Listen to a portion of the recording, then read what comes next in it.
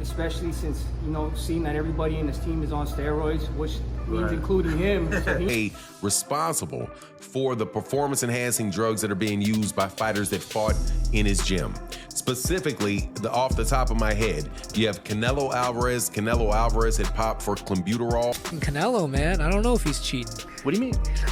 I feel like Canelo juices. Boxing pros are calling out Canelo Alvarez for allegedly using steroids ahead of his fight with Terence Crawford. They're raising concerns about his sudden muscle growth and referencing his past failed PED tests. David Benavidez has also stepped in, questioning why Canelo continues to avoid facing him if he's truly confident.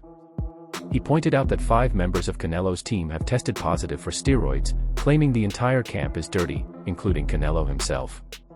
These accusations are casting a shadow over the upcoming fight. Mexican boxing fights of all time, in my opinion. Yeah. So I feel like I'm 100% confident in myself. If Canelo was 100% confident in himself, I don't know why he wouldn't fight me, especially since, seeing that everybody in his team is on steroids, which means including him. So he never got off You think he's on steroids? Of course. Sure. How does You saw De La Hoya how do five people out of your camp get tested positive for steroids? Right. You know what I mean? No, all those fucking dudes in that camp are dirty. Yeah. I seen Eddie Reynoso on my fight, so we made a joke. He said like he came to watch me the fight and shit. And then they're like, "Oh, you think he's?" In my head, I'm like, "What do you think Eddie Reynoso's thinking about?" He's like, "Are we gonna fight David Benavidez after seeing this fight?" In his head, Eddie Reynoso was like, "Fuck no, we not fighting him." Yeah, of course. Yeah, honestly, I don't blame Canelo. It's fucked up because there's a lot of money. It's not even about the money. It's not about the money. Yeah, but okay, 100 million, dude. You think you kidding me? The first step when you're a fucking warrior, bro, the only thing you think about is glory. I've never thought about money. I've been smart. I'm negotiating my shit, but it's always a prize, bro. It's always, if I go out there and beat Canelo, bro, I'm a legend. You know what I mean? That I'm gonna live forever in boxing as a legend. That means way more to me than any type of money. And I think that separates you too, David. And I admire that shit about you. I was like that at one point. Now it's like, how much you giving me? Yeah. and not to just bypass him. Shout out to Morel as well. Yeah, shout out to Eddie Reynoso's gym is under intense scrutiny, with accusations that he personally supplies fighters in his camp with performance-enhancing substances.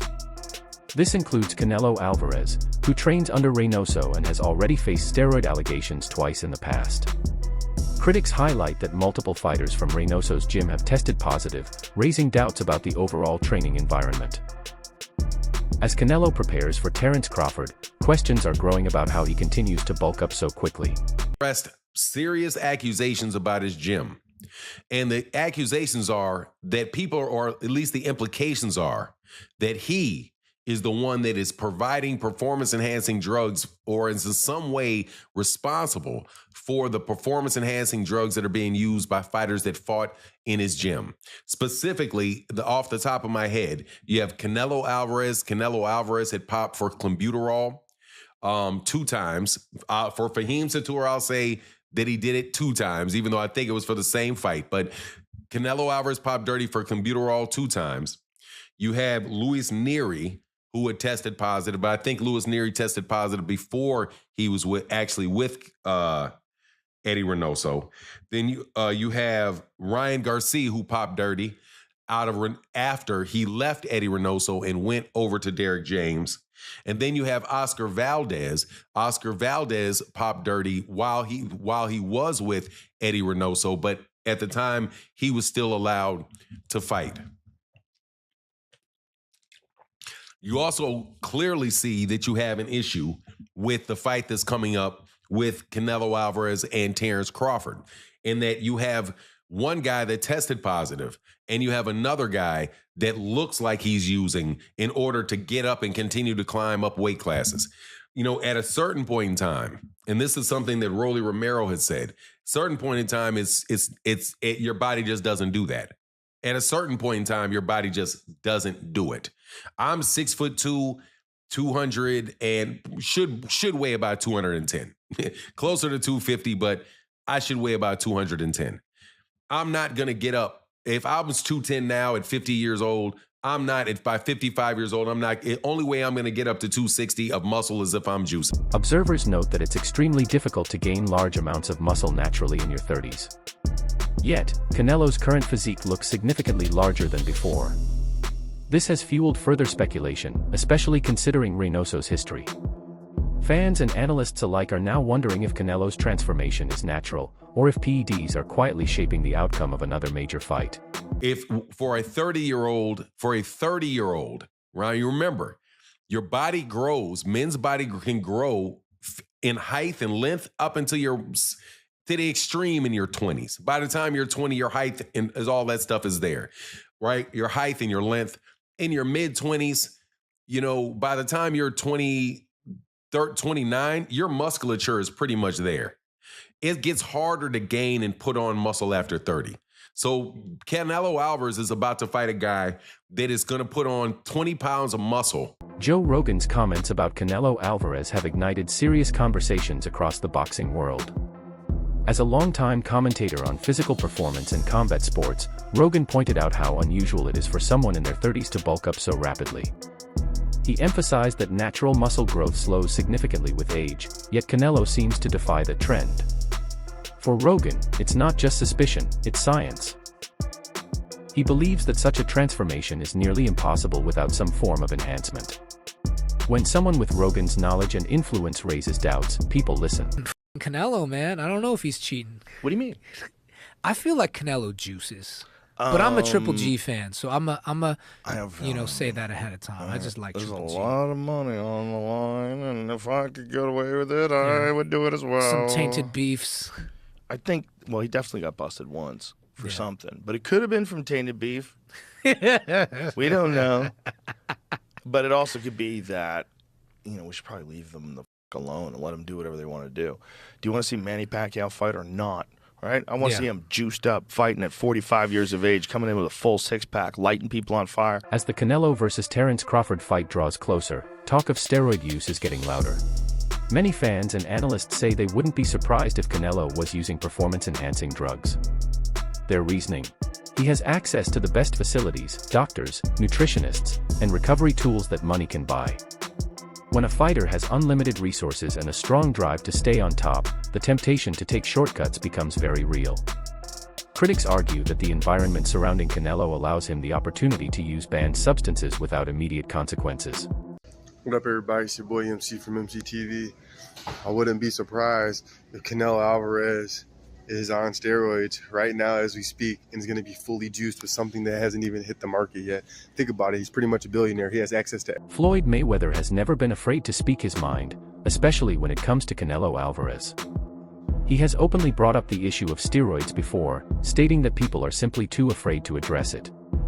According to Floyd, there's a double standard in boxing. Some fighters are constantly scrutinized while others are protected. He believes Canelo falls into the latter category.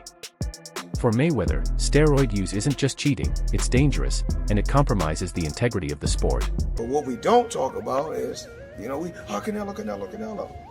Steroids. Y'all don't talk about that. So we don't know. We really don't know all the fighters he beat. He could have been not clean in a lot of fights. Canelo and Crawford are strictly and consistently doing random VADA testing in order to silence each other's fanbase and their critics ahead of their showdown this September. Now, despite this being a normal thing, the gravity of this fight brings in more attention to their test results, partly due to the fact that suspicion regarding both men have been up as of lately. Namely, Crawford's sudden bulk and jump to 168 and his close relationship with Snack and Victor Conti, and of course the recent PED scandals being associated with Team Canelo, as well as him once testing positive for clenbuterol 7 years ago due to contaminated meat. With that said, both men have been doing random testing since June and will undergo strict and consistent random tests up until they finally meet next month. Now, it's worth remembering that despite all the recent allegations for Canelo and Crawford, both fighters have been consistent. In the build-up to Canelo versus Crawford, the accusations haven't only come from analysts. Fans from both sides are going at each other, hurling PED accusations back and forth. Crawford's supporters question Canelo's sudden size and power, while Canelo's base doubts Crawford's endurance and performance at higher weights. The tension has grown so intense that both fighters agreed to undergo thorough PED testing ahead of the bout. These tests aren't just for officials. They're meant to restore public trust. The fact that both camps felt the need to prove their clean status speaks volumes about the current state of suspicion in boxing. But I think you gotta lean more towards Canelo, because like I said before, he been pitting big guys out and down, and Canelo not even really a 68 pounder. He probably really should be at 60 maybe, and he been hurting these guys. I think he be dropping these guys and things like that. So, and them guys be way bigger than him come fight night. I know that for sure. They be probably close to 200 pounds, and he dropping those guys like that. So, I don't know. It's gonna be a great fight. The fans want to see it, so so be it. I think Crawford should take a warm up fight. At like 60, or like at least at 60, just to get his body, to feeling of somebody a little bit bigger, and things like that. I know when you go up a weight, you gotta develop that power and not develop the power, but like put that muscle on and be heavier and things like that. So he might not want to take a fight because he's trying to build up right now, but I think he should, just to stay sharp and that way he don't have like a long layoff or anything like that. Canelo Alvarez didn't always have the powerhouse physique he carries today. Early in his career, he was smaller, quicker, and fought more like a natural welterweight. Over the years, however, his transformation has been dramatic. Now, he's not just facing bigger opponents, he's overpowering them. That shift has sparked massive speculation about how he bulked up so efficiently. Critics question whether this kind of growth is natural, especially considering his age and the physical demands of the sport. While some credit elite training and discipline, others remain unconvinced. People with Canelo before Canelo's last fight, but then after Canelo's last fight, it seems like it's more 50-50 now. So everything is just the build-up for that fight is just going to be absolutely magnetizing. Like that fight, it's garnered so much more buzz after Canelo's last fight, and Bud is Bud. He's one of the greatest fighters in boxing history. He is one of the greatest fighters in boxing history. So it's going to be a fight. It's going to be awesome to watch. Have you sparred any of them? I haven't sparred Bud yet. I haven't been in Canelo's camp. I've met Canelo a few times. I love Canelo's team. Canelo's one of my favorite fighters. He's been my favorite fighter for the longest time. But I have to be Team Bud because me and Bud are cool, and I have so much belief in Bud, and I know who he is as a fighter. He is one of the greats. So he could do anything he wants. And being around both of them and seeing how they work and train and things like that, what makes both of them the fighters they are, in your opinion?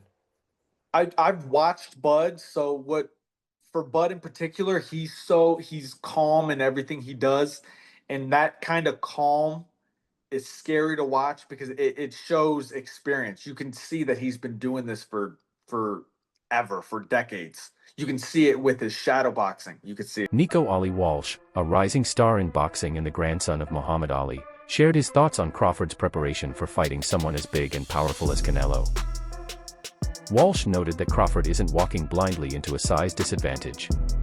He's preparing with care and intelligence. According to Walsh, Crawford has been sparring with much larger fighters to adjust to the kind of pressure Canelo brings. He sees this approach as not only brave but smart. Walsh believes that turning risk into opportunity is what separates great fighters from the good ones.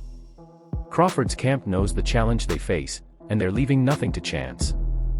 I think Terence Crawford is a marvelous boxer, arguably the best in the world, pound for pound. But can you hurt Canelo? If you can't hurt him, I have no doubt he can outbox him. My issue is, if you can't hurt him, what kind of a challenge can you truly pose? What do you say to that? No, that's a great point. I mean, here's the thing. Canelo Alvarez has a historically great chin. Now, I go way back when he first came to the United States and started boxing, and he found himself on an HBO pay-per-view undercard years and years ago, fighting against the older brother of the great Miguel Cotto. His name was Jose Miguel Cotto, and he had gotten a ton of hype. He had signed with Golden Boy Promotions, and a lot of those of us in the media. And I had seen him a couple of times before that. This is my first time seeing him in person, really paying close attention. And he almost got knocked out in the first round. And I remember Stephen A., all of us looking around at Media Row going, what the heck is this all hype about? This man can't take a shot. He's going to get drilled. He was lucky that the fight was over, that the round was over in round one, or there might have been some much more trouble. Stephen A., that was 16, 17 years ago. I've never seen him wobbled, rocked, physically, visibly hurt since then. He has an all-time great chin going in the ring with tremendous punchers. Terence Crawford coming up 2 weight classes, do any damage? Yeah, he's a slick boxer, and he's also a good puncher in the welterweight division, in the junior welterweight division, in the lightweight division. But even at junior middleweight, which is where Terence Crawford had his most recent fight back in August, when he moved up and he won a world title, he didn't blow the doors off. He fought a very tough, solid opponent named Israel Madrimov. He gave him a good fight. It was very close. Madrimov's people seem to think he might have even been able to edge it out.